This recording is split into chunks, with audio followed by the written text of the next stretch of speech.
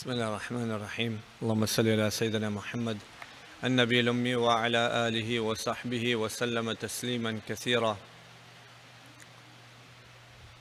One of the last things we mentioned about Usaid bin Hudayr Radiallahu Anhu was that Allah subhanahu wa ta'ala had blessed him with a very beautiful and melodious voice, and that even the angels would descend to listen to him while he recited Quran Kareem. We're going to talk about that in a few minutes, but first I want to talk about some of his virtues and fada'il and manaqib which are mentioned in the ahadith.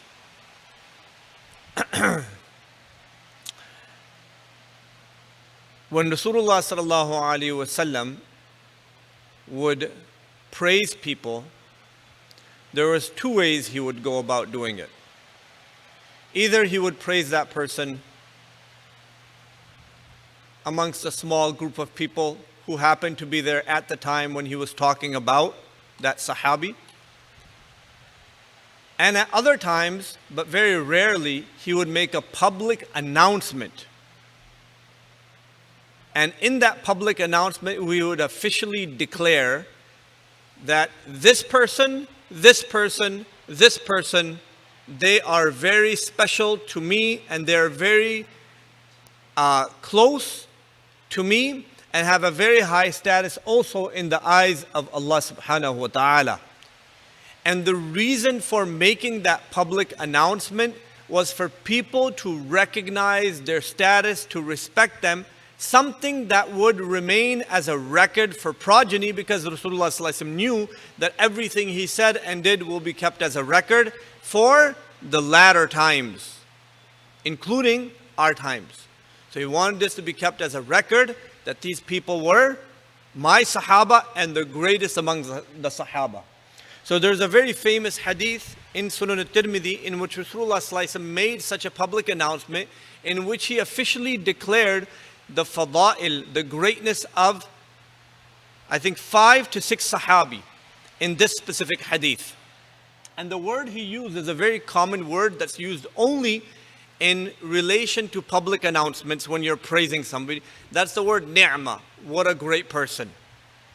This person is very good, very high level. But you're expressing it in kind of a public way. So then you use the word ni'mah, right? So it's like a public announcement. So he says, Ni'ma rajulu Abu Bakr. What a great man Abu Bakr is. This is a public announcement. He could have said it to Abu Bakr Siddiq, could have said it in a group, but he said it publicly in order for everybody to recognize the status of Abu Bakr Siddiq. Then he says, Ni'ma rajulu Umar. Ni'ma rajulu Abu Ubaidah ibn al-Jarrah. These are the top and the most eminent among the Sahaba. You know their names: Abu Bakr, Umar, Abu Ubaidah al-Jarrah, all of them from Ashara al-Bashara, 2 of them Khulafa. Ni'ma rajulu Usaid ibn Hudayr, all mentioned in the same line with Abu Bakr, Umar, and Abu Ubaidah al-Jarrah is the name of our Sahabi, Usaid ibn Hudayr, which tells you his high status. Now maybe he's not as recognized as Abu Bakr and Umar and Abu Ubaidah al-Jarrah Radiallahu anhum are, but nonetheless, the fact that he's mentioned in this hadith tells us that he was well respected and one of the preeminent Sahaba who was recognized and beloved to Rasulullah sallallahu alaihi wasallam. So then the question that comes up in our minds is, okay, you've heard of many Abu Bakr and Umars in your community, why are there no Usaids? Right?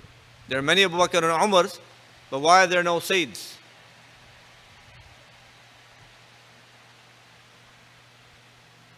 So we need to revive these Sahaba, their lives, by mentioning their names often. And the best way to mention their names is by giving our children, our newborns, the names of Sahaba and Sahabiyat, as opposed to looking for some rare, unique, unfounded name that's in some corner of a dictionary, Arabic dictionary that is, which is what people usually do. Or they'll find some word in Quran Kareem. I just heard some name, I don't want to mention the name. It was a name that somebody took from Quran Kareem. It's the name of a girl, but the name is actually a masculine name. It's a male name, it's not a female name, but it's been given to a girl, okay? People don't know, they said it's from Quran, Bismillah. Right? It's like giving some girl's name Talha and some boy's name Aisha. It's a beautiful name, so just give it to whoever. The next time you ask a brother, what's your name? He says, Aisha, alhamdulillah. Right? You're like, what? I know it's a very blessed name, mashallah, but like, there's a difference, in names when it comes to gender. So, نعم الرجل أسيد ibn Hudayr, نعم الرجل ثابت ibn Qais. We need to revive these lives of the Sahaba, relive them, and bring their names to the public, like Rasulullah sallallahu alaihi wasallam is doing. Thabit ibn Qais. My son's name is Thabit, it's named after the Sahabi. نعم الرجل Mu'adh ibn Jabal. Mu'adh ibn Jabal is fairly common, not as common, of course, as Abu Bakr and Umar. But there's a lot of Khalids, right?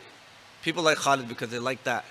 The things that are associated with Khalid ibn Walid. He was a general, commander-in-chief, He was the Fatih of Sham and partially even the Fatih of Persian Empire. So we look upon him as like a valiant, brave person. We want our son to be like that. So there's Khalids all over the place. But of course, the battlefield is not the only place to show your greatness. Sahaba showed it in many different ways. Right? نعم الرجل ثابت ibn Qais, نعم الرجل معاذ ibn Jamal. Mu'adh ibn Jamal, we've already talked about him in the past. He was a faqih. نعم الرجل معاذ ibn Amr ibn al-Jamuh Radiallahu anhum wa ardahum ajma'in. Likewise, in the conquest of Makkah Mukarramah, Fath Makkah, which took place in the 8th year of Hijri, Rasulullah sallallahu alaihi wasallam gave a banner to the eminent people of each tribe. They would hold that banner and they would represent their tribe as their contingent, their group would march forward and enter into Makkah Mukarramah. Abu Sufyan happened to be with Abbas ibn Abdul Muttalib. He had just accepted Islam. Abbas Radiallahu Anhu was advised by Rasulullah sallallahu alaihi wasallam to show Abu Sufyan this army that was passing into Makkah Mukarramah. So everybody was obviously wearing helmets. It was an army. So Abu Sufyan couldn't recognize every person. But Abbas Radiallahu Anhu knew who Rasulullah sallallahu alaihi wasallam had appointed to be the standard bearers or the banner carriers of each specific contingent. Now the contingents were based on tribes and sometimes based on clans. Okay? So for example, there was a group of Muhajirun. Their banner was being held by one banner of one specific Muhajir group was being held by Ali ibn Abi Talib. Another one was being held by Sa'ad bin Abi Waqqas. Another one was being held by Umar ibn Khattab. And another one, which was the tribe of Banu Khazraj, was being held by Habab ibn al-Mundhir. Habab ibn al-Mundhir was one of the leaders of Banu Khazraj. He was given the standard. Now it was actually given to another Sahabi. That Sahabi's name was Sa'ad bin Ubadah. But he said some things that Rasulullah sallallahu alaihi wasallam disliked. And so Rasulullah sallallahu alaihi wasallam asked him to give the banner over to Habab ibn al-Mundhir. But it was originally in the hands of Sa'ad bin Ubadah radiallahu anhu. Then there was another contingent from the same tribe of Khazraj, and that was with Sa'ad bin Ubadah. And as I told you, Sa'ad bin Ubadah, there's a little confusion here. Habab bin Mundhir had the banner of one contingent of Banu Khazraj. The other one was by Sa'ad bin Ubadah, but that eventually was taken from him and given to someone else. And then there was the Liwa al-Aws, the banner with the tribe of Banu Aws, which was in the hands of Usaid ibn Hudayr. If it wasn't for the fact that Sa'ad bin Mu'adh was martyred after the battle of Khandaq against Banu Qurayza, okay, during the time when they laid siege to Banu Qurayza, which was right after the battle of Khandaq, which was in the 5th year of Hijri, it would have been Sa'ad bin Mu'adh who would be holding this banner for Banu Aws, but it was Usaid ibn Hudayr. So the fact that Rasulullah sallallahu alaihi wasallam appointed Usaid ibn Hudayr to hold the banner for the contingent of Banu Aws as they entered Fatih Makkah, which was a auspicious and momentous occasion for Islam and the Muslims and our history, because if we didn't have Makkah Mukarramah, would we be doing Hajj and Umrah today? Right? And so these were the Sahaba Ridwanullah Ajmain who overtook Makkah Mukarramah and made it possible for us to perform Umrahs and Hajj, and for Saudi Arabia to even be in the hands of the believers and not in the hands of mushrikeen as it was for thousands of years. So Usaid ibn Hudayr Radiallahu Anhu was a respected Sahabi, so respected that he was given the banner. Okay, now going to his recitation. So the Sahaba Ridwanullah Ajmain, as you know, had a habit, and that performed their tahajjud at night as if it was mandatory. Like it was compulsory for them to perform their tahajjud. Well, legally it wasn't, but their level of taqwa was such that they would not be able to live without performing tahajjud, even for a single day. Because that was their level of connection with Allah subhanahu wa ta'ala. So some things are compulsory legally, and some things you make compulsory by your connection with Allah subhanahu wa ta'ala. Right? Right? Sometimes we make things compulsory on ourselves. Right? Like Sahaba Ridwanullah Ajmain, when they used to hold the miswak, right, and carry around them, they used to carry it not like it was a sunnah, they carried it like it was compulsory. The way they used to do miswak, the way they carried around them, have it on them all the time, using it every occasion they got, right? It was as if it wasn't a sunnah, it was a fard, because of their connection with Allah and His Rasul sallallahu alaihi wasallam. So one is something that's legally binding by the Sharia, and one is something that's binding by the level of your taqwa. Okay? Sahaba Ridwanullah Ajmain, right? Most of the sunnahs and the wajibat, which are wajib or sunnah, or sometimes just mustahab, were clearly under the category of being compulsory because of their level of taqwa. That's why you don't see any sharia formed in the time of Sahaba where they said something is fard and something is wajib. That came later, during the time of the tabi'een, where they started organizing, right, the ahadith and extracting the rulings from Quran and Sunnah and saying, okay, this is fard, this is wajib, this is sunnah, this is mustahab. In the time of Sahaba, there was no organization or classification of rulings where something was sunnah, something fard, something was wajib. Because if they were to make it, then everything would be fard, and then we would be sweating all day long. Right? Oh, now I have to do miswak. Now I have to, perform tahajjud. Now I have to wear an imamah. You have to wear an imamah. Why? Because according to the Sharia of the Sahaba, that's it. If Rasulullah sallallahu alaihi wasallam did it all the time, you have to do it all the time. Right?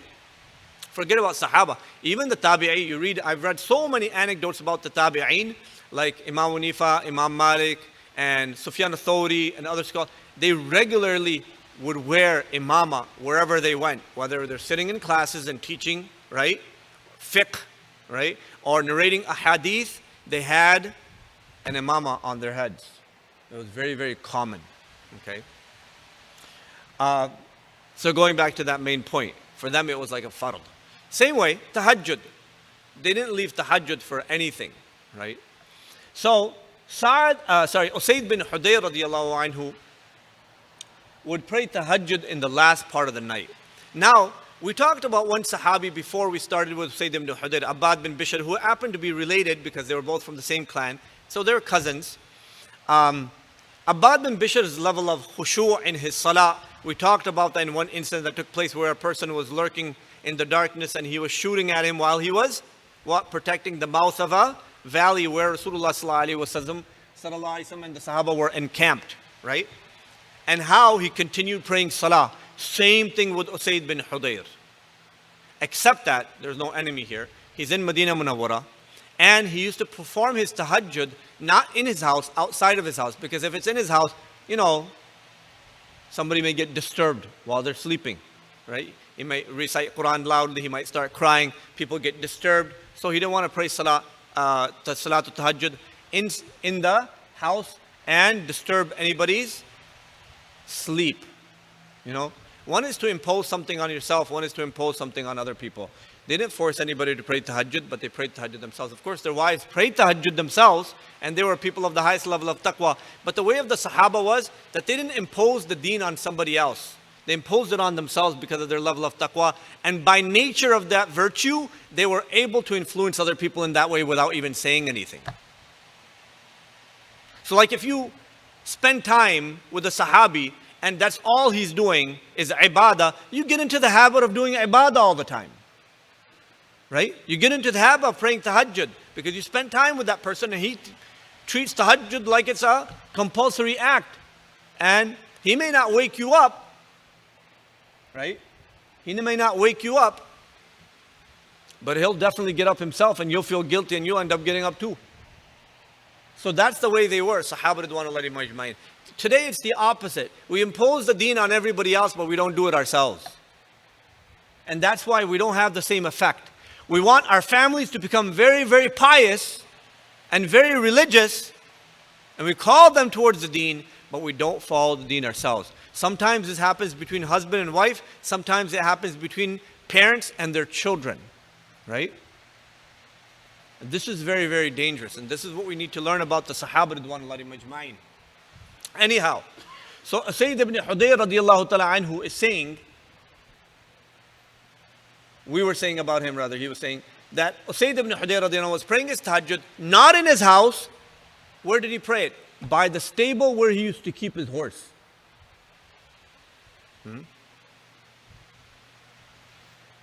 So he's praying there. بَيْنَمَا هُوَ يَقْرَأُ مِنَ اللَّيْلِ سُورَةَ الْبَقَرَةِ. He's reciting Surah Baqarah in tahajjud. Surah Baqarah is the longest surah of Quran Kareem. He's praying in tahajjud. How long is his tahajjud? 5 minutes? 10 minutes? Surah Baqarah, just experience how long it takes for you to recite the whole Surah Baqarah. It's about 3 juz. 2.5 juz. Right? So, and they didn't recite it fast like we do. So let me just finish it because we're doing competition of who can recite faster. They recite nice and slow, sweet. And then obviously he had a good voice too. So I'm sure he was enjoying his own voice while he's reciting Quran Kareem. So he's reciting it, وَفَرَسُهُ مَرْبُوطَةٌ عِنْدَهُ, and his horse was tied up next to him. And as he recited Quran Kareem, his horse started getting a little unsettled, moving about, right? And he got scared, like this horse is moving about too much. He's reciting Quran while he's praying his salah. He has full khushu in his salah.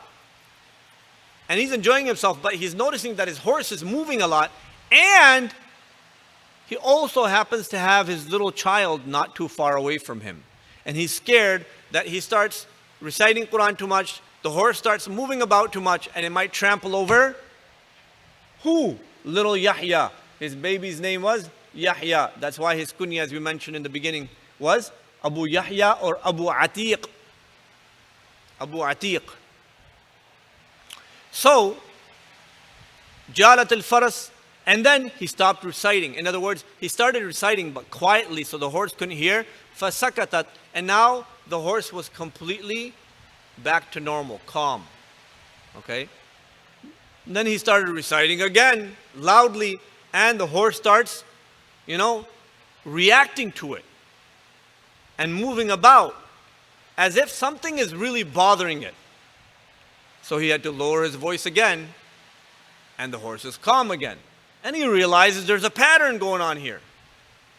I recite loudly, the horse starts shaking and moving. And as soon as I'm quiet, everything is okay. So this has something to do with my recitation. This happened about 2 times, 3 times. After that, fansarafa. He stopped praying his salah. So he completed his salah, he turned around. His son Yahya qariban minha. His son Yahya was very close, and he decided, you know what, I'm not going to recite Quran while I'm praying salah, I'm going to recite my Quran while I'm sitting down next to my boy, right?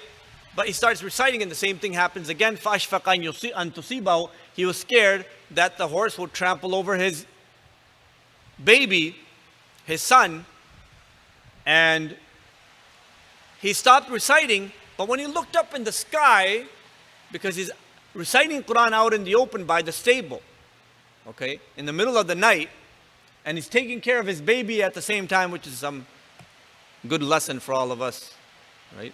It's not always the wife that has to take care of the baby. Sometimes the men should take care of the children too, at the Tahajjud time.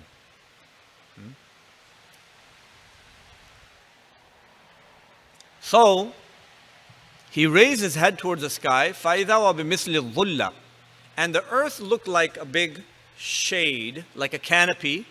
And on this canopy there were hanging things like chandeliers. Massive chandeliers hanging off this massive canopy. And the canopy was so large that he couldn't even see the sky. He couldn't see the stars. It was a clear blue night, the azure sky, but he couldn't see the stars because the canopy apparently was covering it. And there's all these little lanterns like chandeliers hanging off very close. And the more he recited, the closer the chandeliers got, and the more the shaking and the reacting of the horse. And so he had to keep on stopping. First it stopped him from his reciting of Quran while he was praying Salah, and now he's trying to recite Quran just sitting down next to his son, and he can't do that either anymore. And so he says, I looked up to the sky, I had stopped reciting, and these chandeliers that were suddenly going down started going high up again, straight back into the canopy. He says, Hatta ma yara, until I could no longer see these chandeliers, these masabih. In the morning, first thing he did was he came to Rasulullah sallallahu alaihi wasallam after Fajr Salah. He said, Ya Rasulullah, this is what happened to me last night. So Rasulullah sallallahu alaihi wasallam said, Ya Ibn Hudayr, Ya Ibn Hudayr, you made a mistake. What's the mistake? You made a mistake. You should have kept on reciting. Iqra, Ya Ibn Hudayr, Ya Iqra. You should have kept on reciting. You say, Ya Rasulullah, فَأَشْفَقْتُ, right? Ya Rasulullah, antata Yahya. I was fearful that the horse would trample over my son. And my son was very close to it. And when I raised my head and I stopped reciting, it was suddenly all gone. The chandelier was gone, the canopy is gone, everything's gone. So Rasulullah sallallahu alaihi wasallam said, no, you should have kept on reciting. Still, you should have kept on reciting. Nothing would have happened. No harm can come through recitation of Quran Kareem to anyone. Nothing would have happened. What are you worried about? And then, obviously, he wants to know why this is all happening. He knows it's something related to his Quran Kareem. So Rasulullah sallallahu alaihi wasallam asks him himself. He says, "Matadri ma dhak?" Do you know what that was? He says, "No, Ya Rasulullah." He said, "Tilkal malaika." These were angels, danat li sawtika, who came close because they wanted to hear your voice as you recited Quran Kareem. Walau qara'ta, if you had continued reciting, لَأَصْبَحَتْ يَنْظُرُ النَّاسُ إِلَيْهَا لَا تَتَوَارَى مِنْهُمْ. The angels would have continued descending towards the earth, and they would have revealed themselves to such an extent that everybody would have been able to see the angels. You should have continued reciting.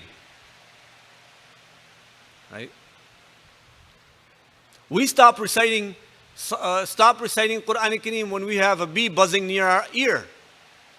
Or there's a fly that's bugging us and keeps on flying onto our forehead, then it goes on our nose, then finds our cheek. And we just keep on waving it away, and you finally say, I'm tired of this place. I'm not praying here. There's too many flies. There's just one fly. Right? So small things irritate us very quickly. And look at this.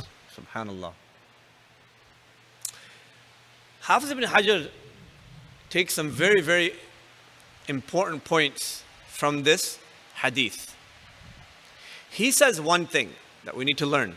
He says there's one lesson to be learned from this. He says malaika, the angels, Allah subhanahu wa ta'ala has given them the order to be from the unseen, ghaib. Because if they reveal themselves, then the whole order of the world will vanish. The order of the world is to have iman in Allah without seeing the unseen. If everybody could see the unseen, then there would be no kafir. Everybody would be a believer. We all see the angels, we all know the truth. There would be no such thing as atheists. Everybody would believe in God. We see it with our own eyes, right? So the order would be broken if the angels reveal themselves. And here the angels are breaking the order. Why? Because they love hearing recitation of Quran Kareem. Right? You know what people say nowadays? What's the point of reciting Quran if you don't understand it? And here what we hear. What is this lesson teaching us? That reciting Quran Kareem in itself is a form of ibadah. And if you have a beautiful voice like Usaid bin Huzayr Radiallahu Anhu, that's just another level. But it wasn't just his voice, it was the fact that he's reciting Quran Kareem.